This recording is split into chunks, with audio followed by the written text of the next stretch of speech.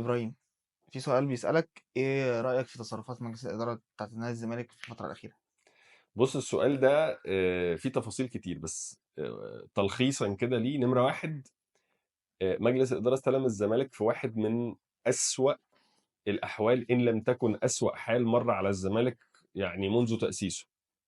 نمرة اتنين، في ناس بتقول لك طب ما هم كانوا عارفين هم كانوا عارفين إن في مشاكل وكانوا جاهزين بحلول المشاكل، بس اللي يخش الزمالك ويشوف المشاكل اللي المجلس اللي فات سابها هيعرف انه المشاكل كانت اللي هم لقوها والتحديات اللي هم لقوها اكبر بكتير جدا من اللي هم كانوا عارفينها. في بلاوي جوه الزمالك، وفي فلوس مش لاقي، في قصص كتير كتير كتير مش ترتقي الى الفساد، هي فساد وافساد حصل في الزمالك على كل المستويات.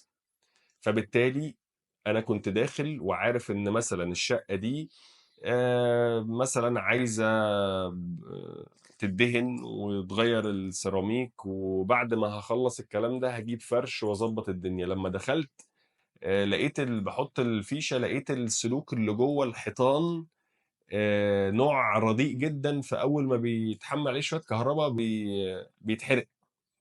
ولقيت ان المواسير لما بشغل الميه الحيطان بتنشع، فهضطر اكسر واطلع المواسير دي واحلها واغيرها واغير السلوك. لقيت ان المشاكل اللي مستخبيه اللي انا مش شايفها، اللي ما كنتش عامل حسابي عليها، اكتر بكتير من المشاكل الظاهريه اللي هي اصلا كتير.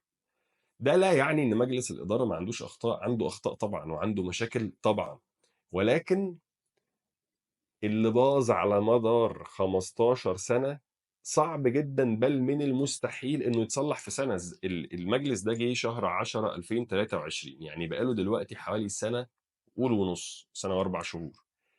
استحالة انه اللي باظ في الزمالك، واللي باظ كتير كتير قوي في الزمالك على مدار 10 سنين ولا 15 سنة، يتصلح في سنة ونص ولا سنة واربع شهور. فالمجلس ده مجلس محترم، ناس محترمه، ناس عايزه تساعد الزمالك، ناس شبعانه مش عايزه بالبلدي كده تقلب عيشها جوه الزمالك، عايزه تعمل حاجه للزمالك. عندهم اخطاء طبعا زي ما كنت لسه بقول، محتاجين شويه صبر، واعتقد بالتعديلات والتصويب اللي هم عمالين يعملوه لادائهم هيقدروا يوصلوا لطموحات وتوقعات جمهور الزمالك، اللي بما لا شك يعني هو فعلا جمهور عظيم. لانه بكل اللي بيحصل في الزمالك، بكل التحديات اللي موجودة، هو الداعم الأول للفريق، وهو بعد ربنا سبحانه وتعالى السبب الأول إن الفرقة دي تكون بتكسب وبتنافس على البطولات. لأن اللي بيحصل في الزمالك وحوالين الزمالك على مدار السنين اللي فاتت كان ممكن يخلي الزمالك ده يروح زي ما أندية عريقة راحت. لكن بعد فضل ربنا سبحانه وتعالى اللي موقف الزمالك على حيله، هو جمهور عظيم في ظهر الزمالك في الوحش قبل الحلو.